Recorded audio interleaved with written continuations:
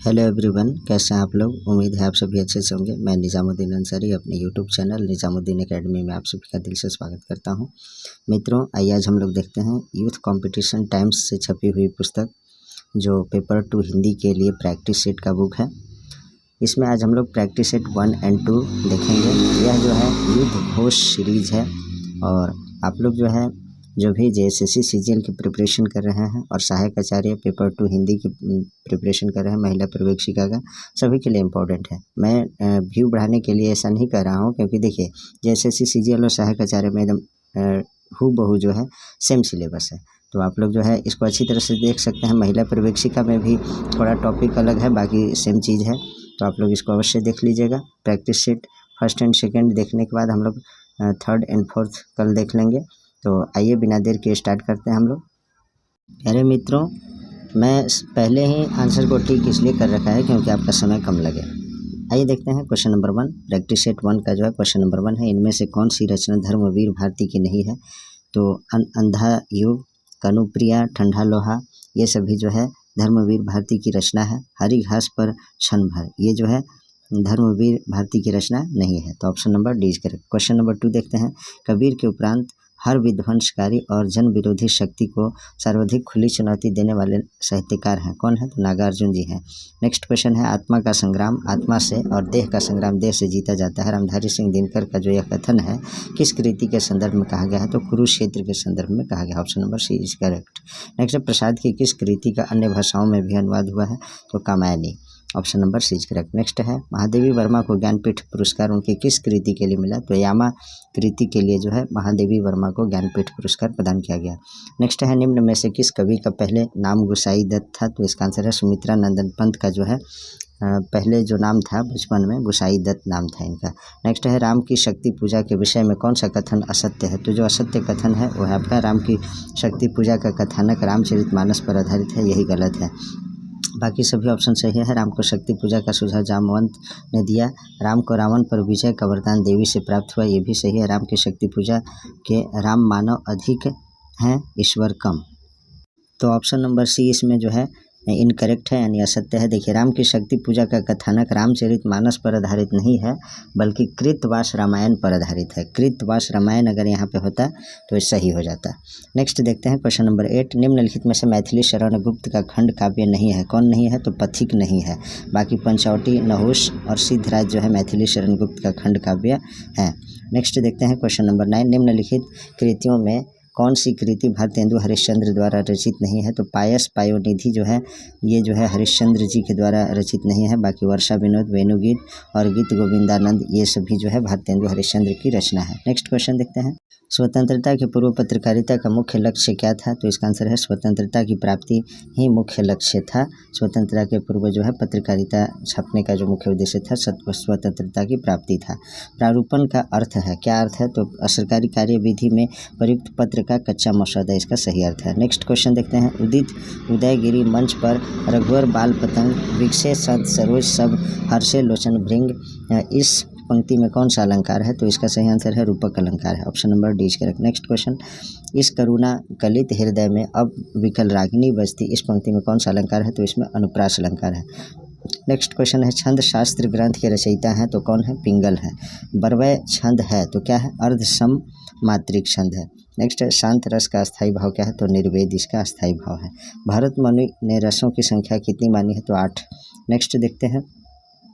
निम्नलिखित में से कौन सा काव्य हेतु नहीं है। तो प्रेरणा जो है काव्य के लिए नहीं है। बाकी व्युत्पत्ति, अभ्यास, समाधि ये जो है काव्य हेतु होता है, यानी काव्य के लिए होता है। नेक्स्ट है। मुख्य अर्थ में भिन्न होते हुए भी उससे कुछ संबद्ध अर्थ प्रकट करने वाली शब्द शक्ति को क्या कहते हैं। तो इन्हें लक्षणा कहते हैं। नेक्स्ट है। रिपब्लिक ग्रंथ के लेखक कौन है। तो प्लेटो।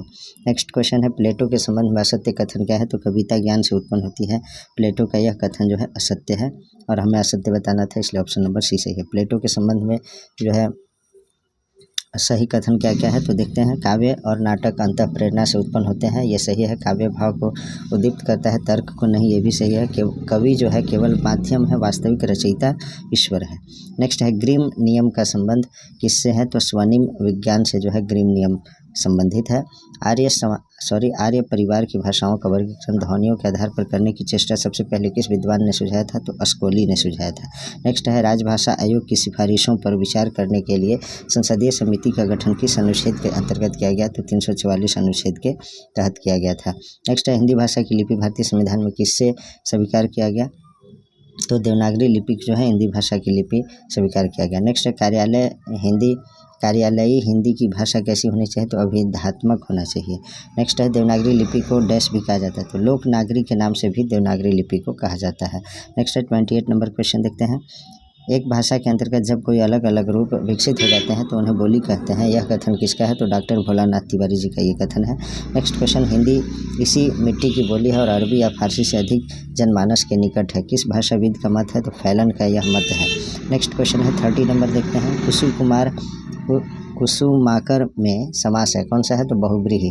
Option number D is correct. तुम्हें मुंह में घी शक्कर का सही अर्थ होगा, तो ईश्वर करे तुम्हारा समाचार सत्य हो, इसका अर्थ होता है। नेक्स्ट है, निम्नलिखित में से किस मुहावरे का अर्थ है गलत है? मुंह छिपाना, गायब होना, ये जो है गलत अर्थ है इसका।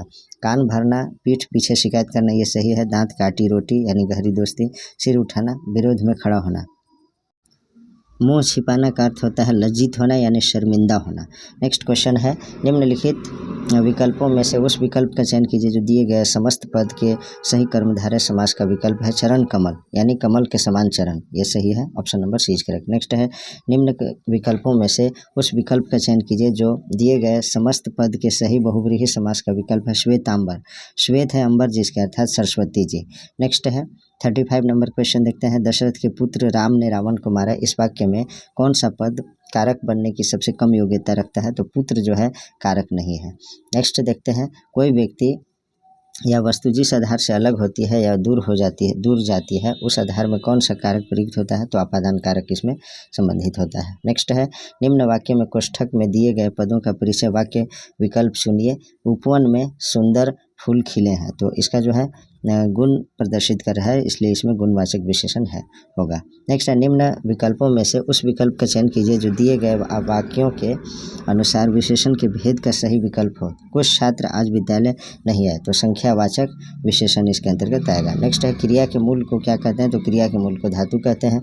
निम्न में कौन सा शब्द सर्वनाम है? तो आप जो है सर्वनाम है। निम्न विकल्पों में से उस विकल्प का चयन कीजिए जो अन्य पुरुषवाचक सर्वनाम का सही विकल्प है, तो वह जो है अन्य पुरुषवाचक सर्वनाम का सही विकल्प है। नेक्स्ट है, निम्नलिखित में से विशेषण से निर्मित भाववाचक संज्ञा है, तो बड़प्पन, बड़ा से बड़प्पन हुआ। Option number C is correct. Next है, हिंदी में प्रचलित सिफारिश किस भाषा का शब्द है? तो सिफारिश कीजिए नहीं बोलते हैं, सिफारिश, मेरी सिफारिश कर दो, तो ये अरबिक लैंग्वेज का जो है शब्द है। निम्नलिखित में से कौन देशज शब्द है? तो खिड़की जो है देशज शब्द है। कान्हा शब्द का अर्थ कान्हा शब्द कैसा है? तो तद्भव है। नेक्स्ट देखते हैं, निम्न में से तत्सम शब्द कौन सा है? त्वरित जो है ये जो है तत्सम शब्द है, बाकी इसमें जो है ऊँट, आम, आँख, ये सभी तद्भव है। उर्दू उपन्यास चौगाने हस्ती प्रेमचंद का हिंदी रूपांतरण है, तो रंगभूमि है। नेक्स्ट है, गोदान उपन्यास की मुख्य कथा का आधार क्या है? तो कृषक जीवन यानी किसान का जीवन। आंचलिक उपन्यासों का प्रवर्तक किसे माना जाता है? तो फणीश्वर नाथ रेणु जी को माना जाता है। मैला अंचल कहानी का कथा क्षेत्र निम्न में से कौन सा है? तो बिहार है। नेक्स्ट देखते हैं, आधे अधूरे नाटक किसके द्वारा लिखित है? तो मोहन राकेश जी के द्वारा लिखी गई है ये। भारतेंदु जी ने किस नाटक में अभिनय किया था? तो जानकी मंगल नाटक में। नेक्स्ट है, चंद्रावली नाटिका के रचयिता कौन है? तो भारतेंदु हरिश्चंद्र जी हैं। न कोई छोटा है न बड़ा है मेरे लिए, हर आदमी एक जोड़ी जूता है, किसकी रचना है? तो धूमिल की। नेक्स्ट है, निम्न में से कौन सी रचना सर्वेश्वर दयाल सक्सेना की नहीं है? तो एक शहर की मौत जो है ये सर्वेश्वर दयाल सक्सेना जी की रचना नहीं है। बाकी पागल कुत्तों का मसीहा, काठ की घंटियाँ, खूंटियों पर टंगे लोग, ये सभी जो है सर्वेश्वर दयाल सक्सेना की रचना है। एक शहर की मौत जो है अमृता प्रीतम की रचना है, इसे याद रखिएगा। नेक्स्ट है 56, प्रयोगवाद का प्रवर्तक माना जाता है। सच्चिदानंद हीरानंद वात्स्यायन या अज्ञेय जी को जो है प्रयोगवाद का प्रवर्तक माना जाता है। Option number D is correct.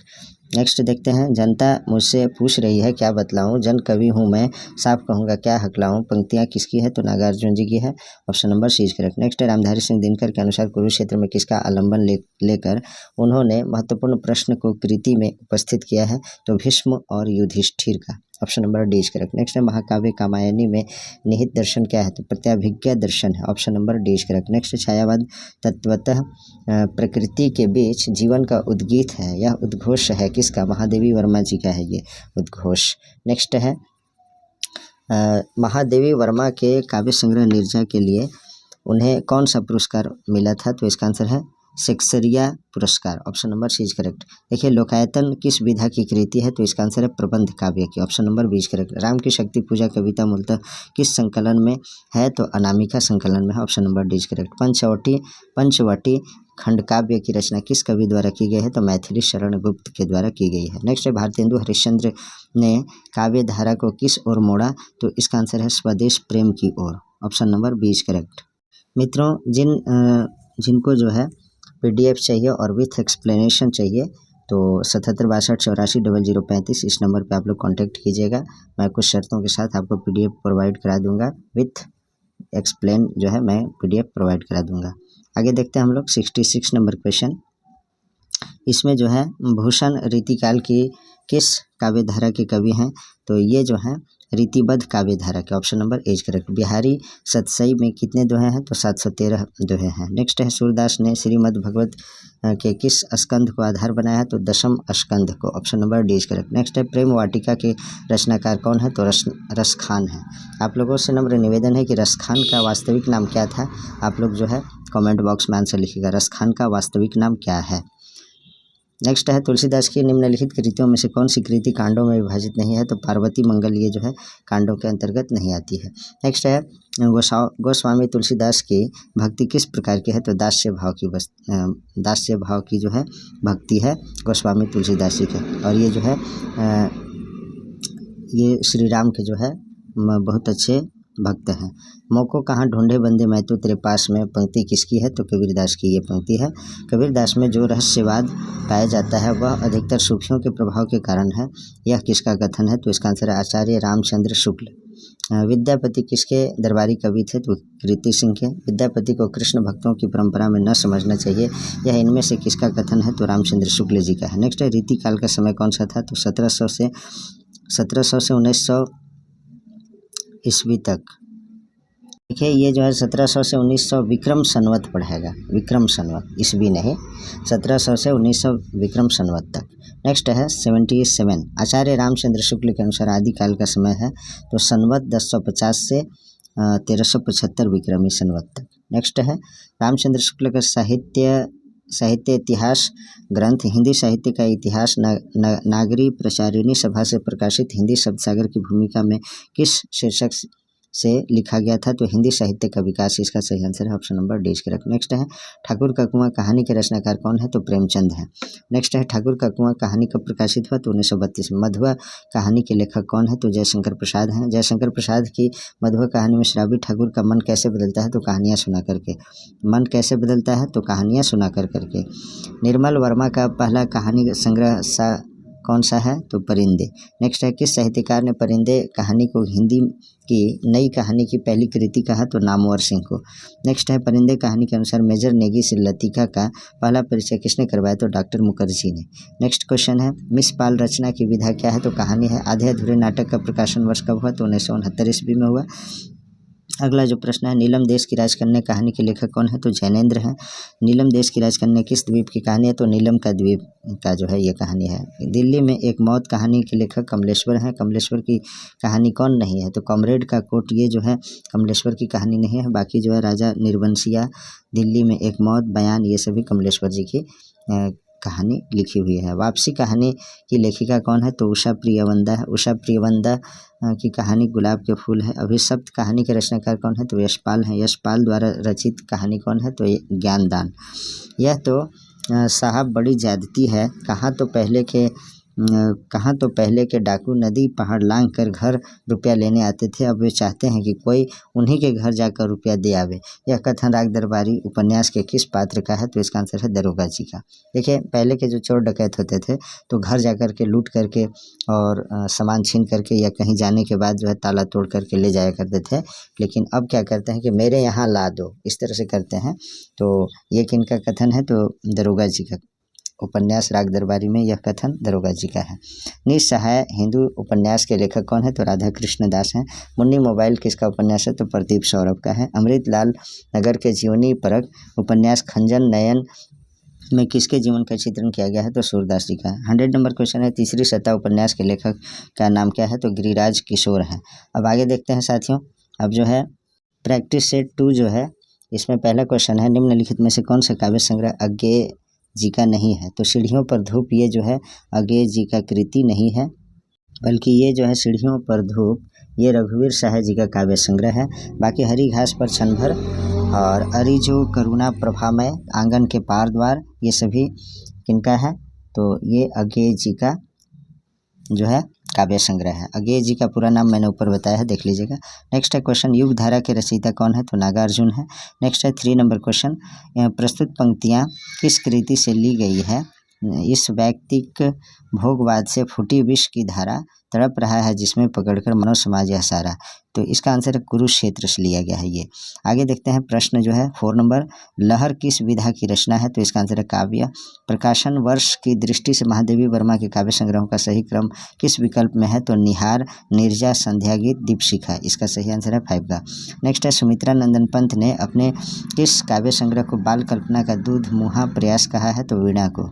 Next है राम की शक्ति पूजा में प्रयुक्त रवि हुआ अस्त पंक्ति की असंगत व्याख्या क्या है? तो लक्ष्मण के मूर्छित होने का संकेत, यह जो है असंगत है। बाकी सभी सही है। सूर्य के अस्त होने का वर्णन, राम के निर्बल होने का संकेत, दग्धाक्षर र का प्रयोग। नेक्स्ट है मैथिली शरण गुप्त के कृतित्व के विषय में कौन सा कथन सही नहीं है? तो भारत भारती में आद्यंत भरत का गौरव गान वर्णित है, यही जो है इसमें असत्य कथन है, बाकी सभी सही है। आगे देखते हैं।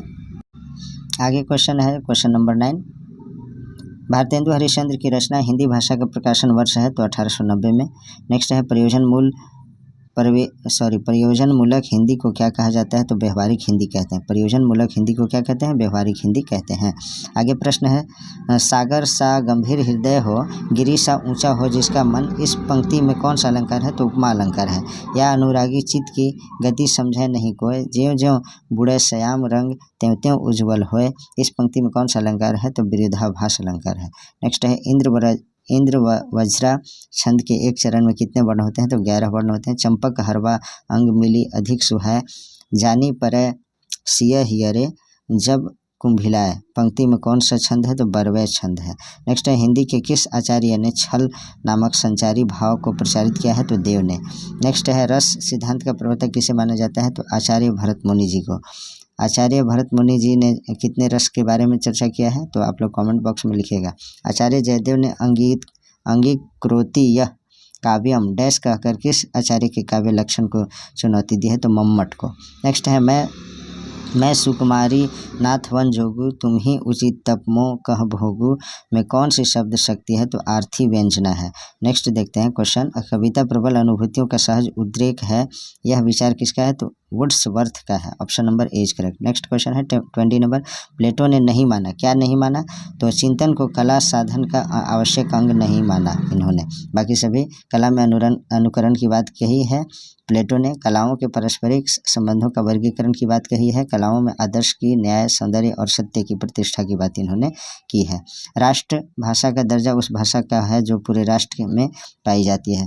नेक्स्ट देखते हैं, भाषाओं के पारिवारिक वर्गीकरण का आधार क्या है? तो इतिहास है। नेक्स्ट क्वेश्चन है, शासकीय प्रयोजनों के लिए राजभाषा अधिनियम 1976 कौन से प्रदेश पर लागू नहीं होगा? तो तमिलनाडु में नहीं लागू होगा बल्कि मणिपुर, आंध्र प्रदेश और महाराष्ट्र में लागू होगा। नेक्स्ट है, किस विद्वान ने सर्वप्रथम भाषाओं के अध्ययन की ओर भाषा वैज्ञानिकों का ध्यान आकृष्ट किया? तो हार्नले ने किया था। नेक्स्ट है, विश्व की प्राचीनतम मानी जाने वाली लिपियों में कौन सी है? तो ब्राह्मी लिपि जो है विश्व की प्राचीनतम मानी जाने वाली लिपि के अंतर्गत आता है। मध्यकालीन भारतीय आर्य भाषा का सही कालक्रम क्या है? तो इसका आंसर है 500 ईसा पूर्व से 1000 ईस्वी तक, यानी 1500 साल तक। नेक्स्ट देखते हैं, विभाषा का क्षेत्र डैश से अधिक विस्तृत है? तो बोली से अधिक है विभाषा का क्षेत्र।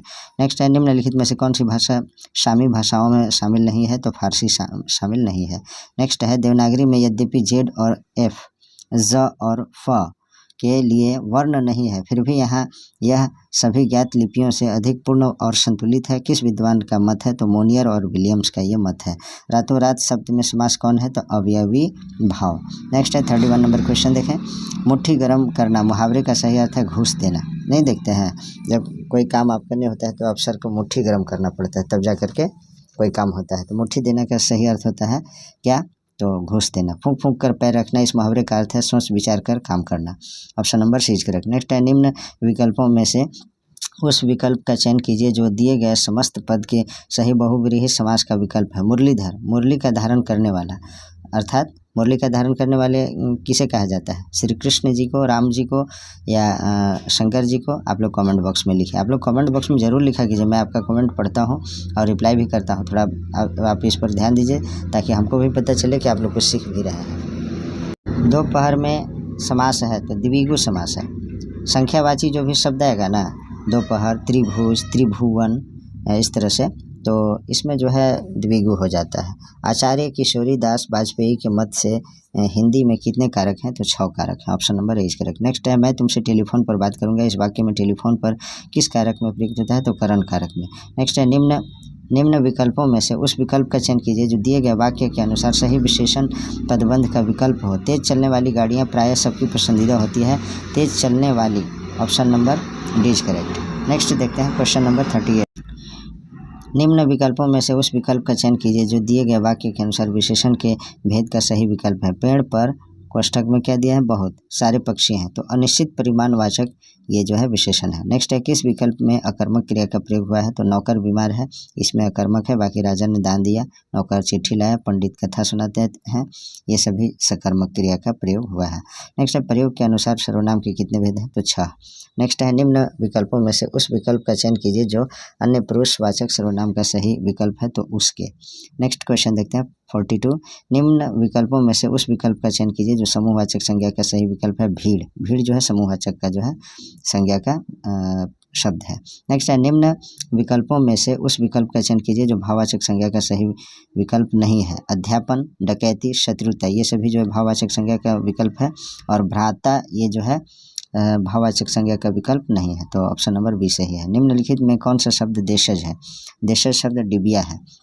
निम्नलिखित में तद्भव कौन सा है? तो रात्रि, कार्य, देव, ये सभी तत्सम है। तत्सम यानी संस्कृत के शब्द जो है प्रयोग में लाए जाते हैं हिंदी में हूबहू, तो उसको तत्सम बोलते हैं। और ये जो है सुधारा हुआ रूप पंख हो जाएगा तद्भव। नेक्स्ट है निम्नलिखित में तत्सम शब्द कौन है? चित्रकार जो है तत्सम है। श्रीलाल शुक्ल के उपन्यास राग दरबारी का रंगनाथ की वापसी शीर्षक से नाट्यांतर किसने किया है? तो गिरीश रस्तोगी ने। Option number is correct. Next है गोदान उपन्यास में शिक्षक पात्र कौन है? तो इसका आंसर है मेहता जी। गोदान उपन्यास को गद्य में प्रस्तुत महाकाव्य कहा जाता है क्योंकि उसमें क्या होता है? तो भारतीय जनजीवन का यथार्थ चित्रण है। इसमें सामान्य आदमी की अच्छाइयों का विवेचना किया गया है। भारतीय संस्कारों का सूक्ष्म अभिनिवेश है। इनमें से सभी गुण जो है शामिल हैं। नेक्स्ट है हिंदी का पहला आंचलिक उपन्यास कौन है? तो मैला आंचल। नेक्स्ट है फणीश्वर नाथ रेणुकृत आंचलिक उपन्यास है? तो मैला आंचल है। नेक्स्ट है आधे अधूरे में सावित्री के व्यक्तित्व की सार्थक समीक्षा कौन करता है? तो जुनेजा। 53 नंबर क्वेश्चन देखते हैं। ध्रुव स्वामिनी के प्रतिपाद्य हैं, तो क्या है? तो इसमें जो है 3 और 4 सही है। देखिएगा, स्त्री उपहार में देने की वस्तु नहीं है, पुरुष उसे अपनी पशु संपत्ति समझकर अत्याचार न करे, ये है। और स्त्री को अपने चुनाव और निर्णय की स्वतंत्रता है, तो ये भी सही है। तो 3 और 4 जो है ऑप्शन सही है, बाकी 1 और 2 गलत है। भारत दूरदर्शन नाटक की रचना करने के पीछे भारतेंदु जी का उद्देश्य क्या था? तो भारतीय नागरिकों को अन्याय के विरुद्ध खड़े होने के लिए प्रोत्साहित करना भारतेंदु जी का जो है प्रमुख उद्देश्य था। नेक्स्ट है अंग्रेज राख सुख साज सजे सब भारी, पै धन विदेश चली जात यह अति ख्वारी। भारतेंदु ने किस नाटक के आरंभ में इस उक्त पंक्ति का उल्लेख किया है? तो भारत दूरदर्शन के अंतर्गत इन्होंने उल्लेख किया है। नेक्स्ट है सर्वेश्वर दयाल सक्सेना किस सप्तक के कवि हैं? तो तीसरा तार सप्तक के कवि हैं। नेक्स्ट है हरी घास पर क्षण भर किसकी रचना है? तो सच्चिदानंद हीरानंद वात्स्यायन अज्ञेय जी का ये रचना है। निम्नलिखित में से कौन सा काव्य संग्रह नागार्जुन का नहीं है? तो युग की गंगा ये नागार्जुन जी का नहीं है। युग धारा, तुमने कहा था, प्यासी, पथराई आंखें, ये सभी नागार्जुन जी की रचना काव्य संग्रह है। नेक्स्ट है कुरुक्षेत्र का प्रतिपादक प्रतिपाद्य क्या है? तो जब तक संसार में सद्भावना, शांति, समता और न्याय की प्रतिष्ठा नहीं होती तब तक युद्ध अनिवार्य है। ये कुरुक्षेत्र का जो है मुख्य प्रतिपाद्य आता है। नेक्स्ट है 60 नंबर क्वेश्चन, यदि श्रद्धा और मनु अर्थात मनन के सहयोग से मानवता का विकास रूपक है तो भी बड़ा ही भावमय और श्लाघ्य है। कात्यायनी की कथा सृष्टि के विषय में यह विचार किसका है? तो जयशंकर प्रसाद जी का ये विचार है। नेक्स्ट है महादेवी वर्मा का संस्मरणात्मक रेखाचित्र नहीं है, तो संस्मरण और श्रद्धांजलियाँ, ऑप्शन नंबर 20 करेक्ट। नेक्स्ट है निम्नलिखित में से कौन सा काव्य संग्रह महादेवी वर्मा का नहीं है? तो पल्लव जो है महादेवी वर्मा का नहीं है, बाकी निहार, रश्मि, निर्जय ये सभी महादेवी वर्मा का जो है काव्य संग्रह है। उच्छ्वास किसका काव्य संग्रह है? तो पंत जी का, यानी सुमित्रानंदन पंत जी का। राम की शक्ति पूजा का प्रकाशन 1936 में हुआ। वेद धर्म में विशिष्ट द्वैतवादी विचारों में गांधीवादी और साहित्य में अभिधावादी है। यह कथन मैथिली शरण गुप्त के विषय में किसने कहा था? तो डॉक्टर बच्चन सिंह ने कहा था। नेक्स्ट है हिंदी साहित्य में राष्ट्रीय चेतना के संवाहक और आधुनिक चेतना के प्रणेता प्रथम साहित्यकार हैं भारतेंदु हरिश्चंद्र जी हैं। बिहारी सतसई पर फिरंगे सतसई नाम से जो है फारसी भाषा में एक टीका लिखी गई है, जिसके टीकाकार कौन है? तो आनंदी लाल शर्मा जी हैं। भाषा की समाज शक्ति और कल्पना की समाहार शक्ति का सर्वाधिक उपयोग निम्नलिखित में से किस कवि ने किया है? तो बिहारी जी ने। नेक्स्ट क्वेश्चन है 69 नंबर क्वेश्चन, वो है आपका सूरसागर का सबसे मर्मस्पर्शी और वैद्यपूर्ण अंश है, तो भ्रमर गीत है। नेक्स्ट है रसखान कवि का वास्तविक नाम था? तो सैयद इब्राहिम। नेक्स्ट है भक्ति काल के किस कवि ने संस्कृत को छोड़कर भी संस्कृत के शास्त्रीय परंपरा का निर्वहन किया? तो तुलसीदास ने किया था। सुंदरकांड रामचरितमानस का कौन सा कांड सर्ग है? 5वां कांड है। नेक्स्ट है पंचगंगा घाट में कबीर किसके पैरों के नीचे पड़े थे? तो रामानंद के पैरों के नीचे। नेक्स्ट है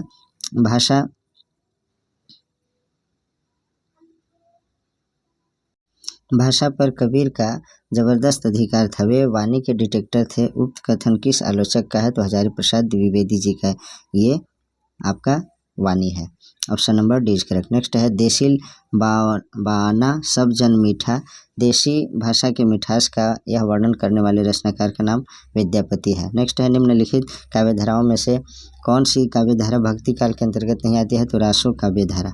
नेक्स्ट है हिंदी के प्रारंभिक काल को वीर गाथा काल का नाम किसने दिया? तो आचार्य रामचंद्र शुक्ल जी ने। रामचंद्र शुक्ल के वीर गाथा काल को आदि काल किसने कहा? तो हजारी प्रसाद द्विवेदी जी ने। नेक्स्ट है रामचंद्र शुक्ल का हिंदी साहित्य का इतिहास पहले किस ग्रंथ की भूमिका के रूप में छपा था? तो हिंदी शब्द सागर में। नेक्स्ट है ठाकुर का कुआं कहानी किस समस्या पर आधारित है? तो जातिवाद पर आधारित है। नेक्स्ट है 81 नंबर क्वेश्चन, ठाकुर का कुआं कहानी में जाति प्रथा में त्रस्त समाज का प्रतिनिधित्व कौन करता है? तो गंगी करती है।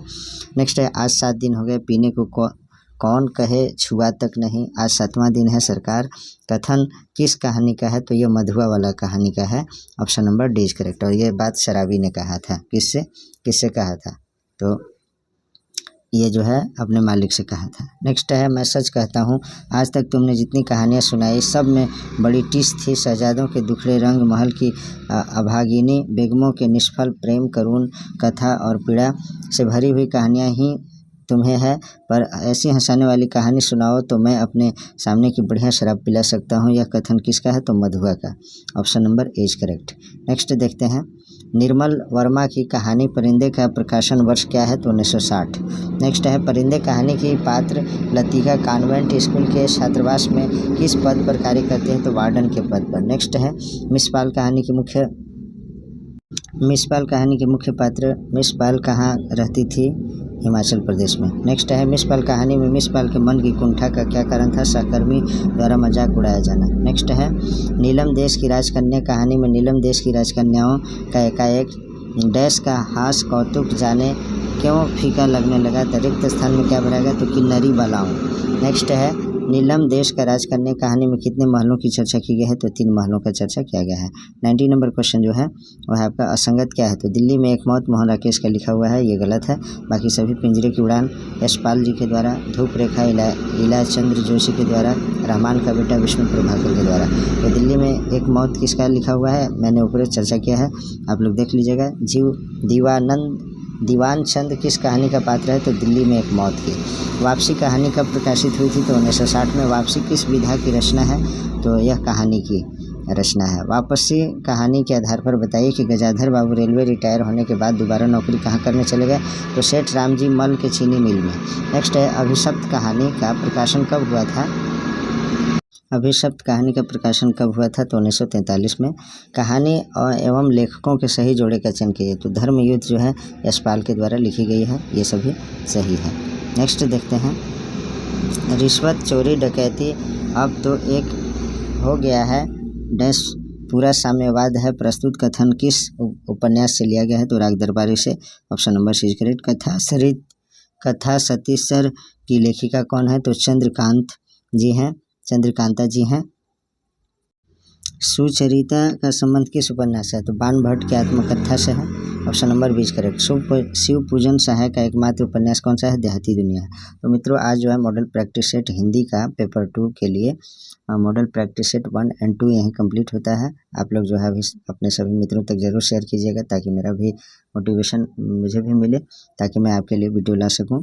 तो please like, comment, share and subscribe our YouTube channel Nizamuddin academy. Thanks for watching.